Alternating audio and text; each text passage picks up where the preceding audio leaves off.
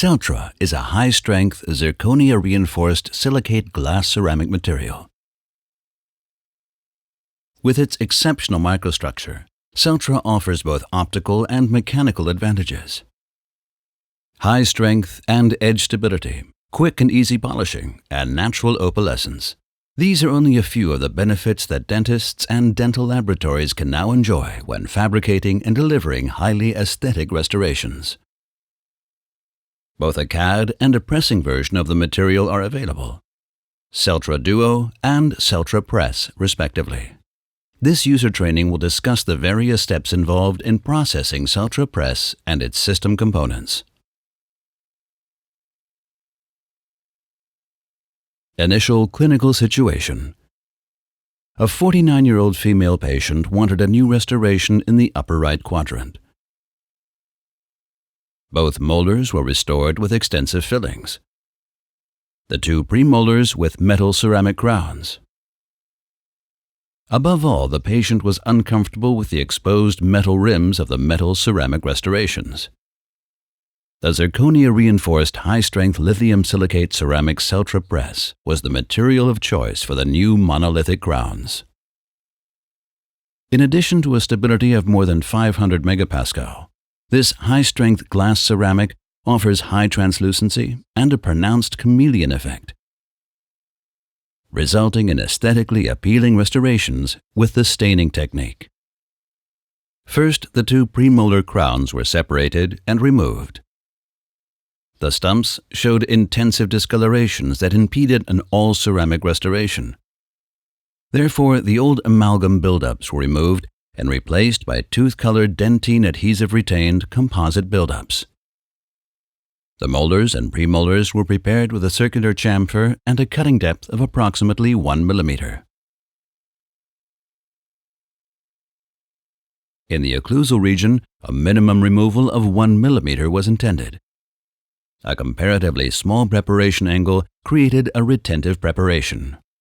Prior to impression taking, the color of the new restoration was determined. The adjacent natural teeth served as a reference. In this case, the basic color was determined as A2. Choosing the optimum color and translucency of the pressable material is essential for the aesthetic success of the restoration. Therefore, the dental lab needs exact and comprehensive information on the stump color. Impressions of the prepared teeth were taken with Aquacil Ultra Monophase and Aquacil XLV in the double mix technique.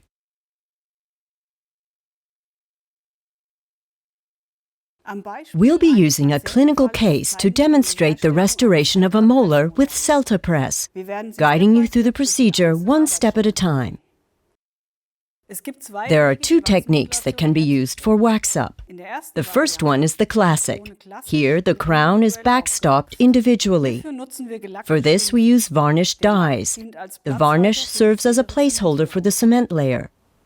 To check the marginal fit, the preparation line must be drawn on the die.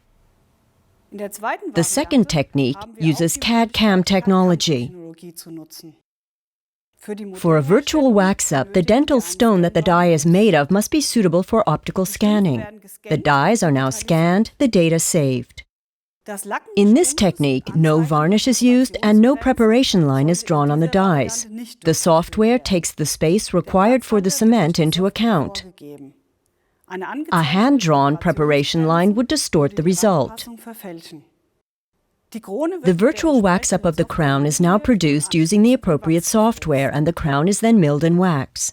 In either technique, at this point, the wax-up is checked for fit, marginal adaptation, and contacts. We can now proceed to the spruing step. For spruing, we use our Celtra Press muffle base. The choice of a 100 or 200 gram muffle is dictated by the number and size of objects. In this case, the 100 gram muffle is the right choice. We recommend the use of spruing and modeling waxes developed specifically for pressable ceramics. The sprue for a single crown will have a diameter of 3.5 millimeters. In the case of bridges, we use a piece of pressing wax wire with a diameter of 4 millimeters. The height of the sprue and object combined must not exceed a total of 16 millimeters. The object or objects must be placed halfway between the muffle wall and the center of the muffle. The pressing channel is waxed onto the contoured crown in the direction of flow. Make sure that the diameter of the pressing channel does not taper off where it is attached to the object. To make sure we remember the exact position of a crown, we place an appropriate mark at the muffle base. This will facilitate and accelerate the subsequent divesting step. We now place the investment ring on the muffle and recheck the position of our object. The crown is now ready for investing. For investing, we use the specially developed Celtra Press investment. It has a finely structured and homogeneous surface and prevents the formation of a reaction layer. This eliminates the additional acid washing and sandblasting step. Consult the directions for use for the recommended concentration for the specific indication. The mixed investment is poured into the muffle using gentle vibration. We apply the ring gauge to ensure that the muffle is positioned at a right angle.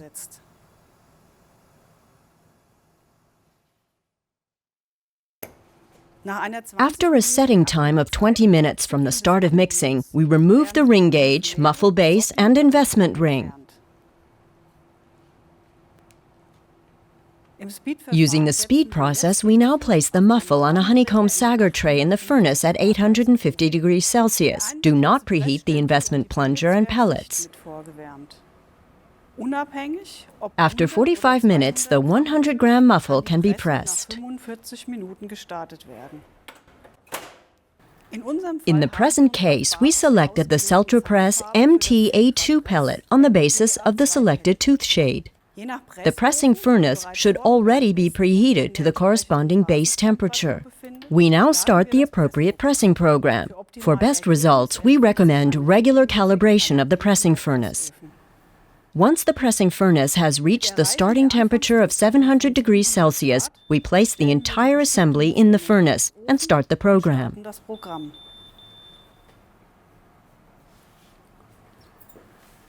On completion of the pressing procedure, the muffle is removed, placed on a heat-proof surface, and allowed to cool to room temperature. Only a few steps are needed for quick and safe divesting. The mark we placed at the muffle base indicates the exact position of the object within the muffle. Holding a plunger next to the muffle, we mark the object's approximate length.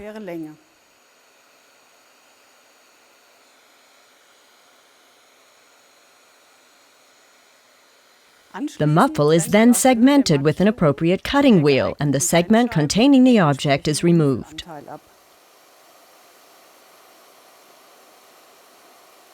The next step consists of divesting with 50 micrometer polishing beads at a pressure level of 3 bar, which is reduced to 2 bar once the object becomes visible. Alternatively, divesting can be done with alumina at a maximum pressure of 2.5 bar.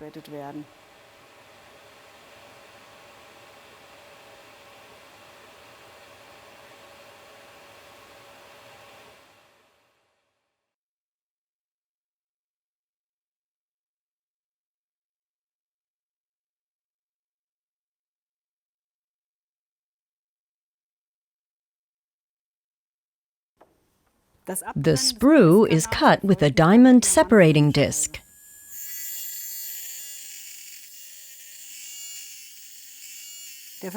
Any sprue residue is then removed with the diamond polisher. No high-speed handpiece and no irrigation are required. The pressed crown is placed on the die to check its fit. The crown margins and contact points are checked and adjusted as needed.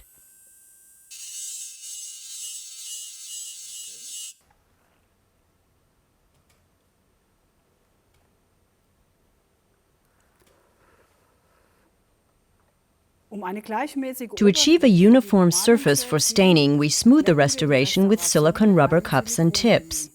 This allows the stain to be applied evenly over a large area. This also prevents puddling. The crown is now ready for monolithic staining.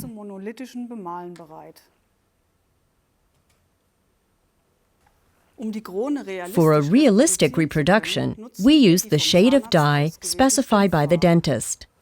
In this case, we thus produce a dye in A2 resin. We isolate the crown following the pertinent recommendations and introduce the selected dye material. A retaining pin is inserted and then cured with a polymerizing lamp. The crown is now ready for staining.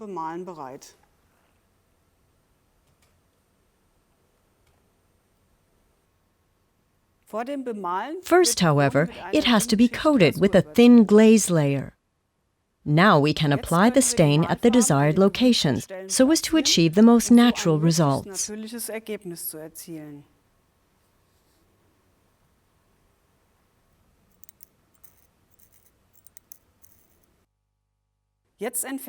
We now remove the dye and place our crown on the firing tray as recommended. A special feature is the power firing step. Power firing increases the strength of the Celtra Press restoration to more than 500 megapascal. For monolithic restorations, this step is already included in the glaze and stain firing cycle. After complete cooling, the shade is checked. Any correction to the shade that may still be necessary can now be performed.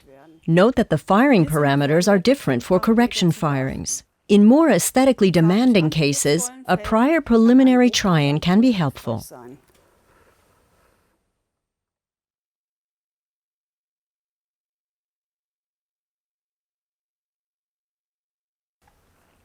If the cutback technique is used, the power firing step must be performed before applying the first ceramic layer. Celtra Ceram offers a wide range of materials for the veneering and cutback techniques. Opal and sisal and effects assist the production of aesthetic restorations. We'll use the cutback technique as an example to show how quickly and easily this goal can be achieved. The basis for the cutback technique is a framework with a reduced anatomic contour. Structures such as mamelons are created at this stage.